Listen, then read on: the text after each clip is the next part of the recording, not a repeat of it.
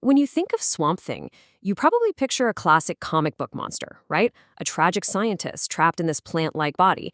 And for a long time, that's exactly what he was.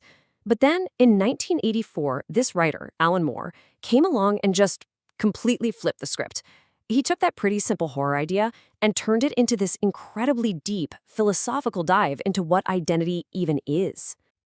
And really, that whole transformation, everything Moore did, it all boils down to this one really terrifying question. Which is actually scarier? Losing your body or losing yourself? I mean, think about it. Is the real horror being stuck in some monstrous form? Or is it finding out that the person you've always believed you were was never real to begin with? So you gotta understand, this is a huge shift in what kind of horror we're even talking about. The original Swamp Thing, that was pure body horror. The fear of your body changing, becoming something alien. The mind of the scientist, Alec Holland, was still in there, but he was trapped in this muck-encrusted mockery of a man. But Moore, he wasn't interested in that. He went for existential horror. This is the kind of scary that doesn't mess with your body, it messes with your soul. It makes you question everything about what it even means to be you.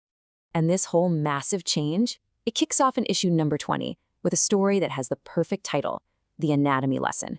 And trust me, this isn't just another comic book story. It's a total teardown, a complete reimagining of a character. And it all happens on a cold, sterile dissection table. So, picture this. The story starts, and it's pretty bleak. Swamp Thing has been shot, everyone thinks he's dead. His body gets frozen and shipped off to a lab. Why? Well, this corporate bigwig, Avery Sunderland, he wants to figure out what makes Swamp Thing tick, exploit his biology. So he brings in a scientist, a guy named Jason Woodrue, to cut him open and see what's inside. Okay, so Woodrue starts the autopsy, right? But almost right away, he's like, wait a minute, this doesn't make any sense. He's looking at what appear to be human organs, a heart, lungs, even a brain. But they're not made of flesh and blood. They're made of plants, just vegetable matter. How in the world is that even possible? And this is where Alan Moore is just brilliant. He uses Woodrue, this scientist, to basically poke holes in the whole original Swamp Thing origin story. Woodrue's looking at this, and his scientific brain is just short-circuiting. He's thinking, no way. A formula meant for plants can't just rewrite human biology. It's not compatible. And lungs made of vegetables, they can't process air. The more he looks, the more he realizes the whole thing is scientifically impossible.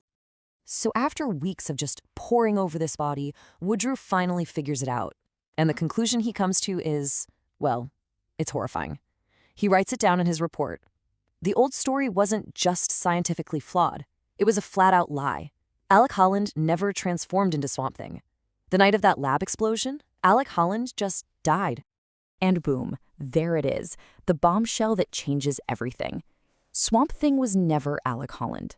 It was just a plant that happened to be in the swamp when Holland died, and it absorbed his memories, his consciousness.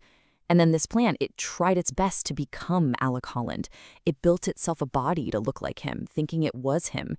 It was a plant living a lie, it told itself. I mean, wow. After a reveal like that, where do you even go? What does that do to a person? Or a creature? As you can imagine, this discovery sends Swamp Thing spiraling into this massive identity crisis. And this is where we get into some really cool, heavy philosophical stuff.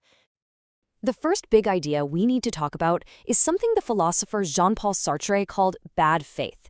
It sounds complicated, but it's pretty simple, really. It's when you live a life that isn't authentic because you're lying to yourself about your own nature. It's a kind of self-deception you use to hold up a fake identity. And this just perfectly describes Swamp Thing's entire life, right? For years, he's been grieving for a wife he never actually had. He's been missing a life as a scientist that was never his. He was longing for a humanity that he never ever possessed. He was the poster child for living in bad faith, completely obsessed with a life that wasn't his to begin with. And to make things even worse, this whole crisis is piled on top of another loss. It's the loss of something called facticity. Now, facticity is basically the idea that who you are, your identity, is built on the foundation of your past. Your memories, your experiences, that's the stuff that shapes your values and tells you who you are. But think about it. For Swamp Thing, that foundation just got dynamited. It's gone. His memories aren't his. They're not real experiences.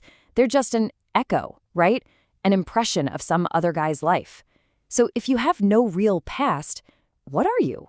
You have no foundation for your identity. You're a nobody. Here's a good way to wrap your head around it. Imagine an actor who's been playing the same role for like decades. He's so deep in it, he actually believes he is that character. Then one day, he stumbles across the original script, and he realizes the wife he misses, the kids he's proud of, the whole life he remembers, it was all just lines on a page. It was never his.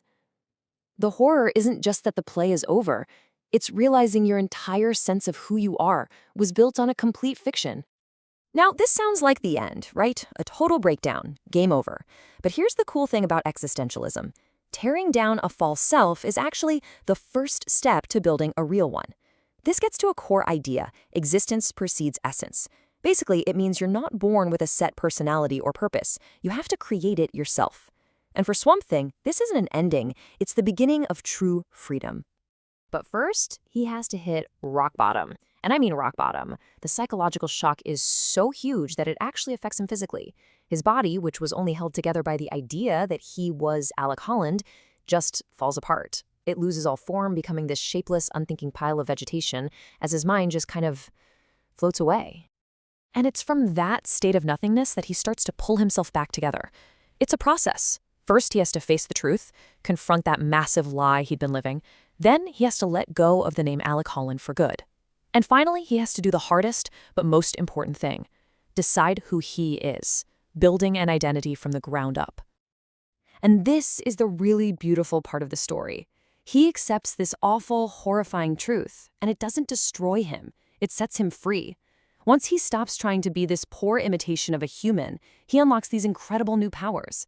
He discovers he has a connection to all plant life on Earth, the green, that's deeper and more powerful than he ever could have imagined as Alec Holland.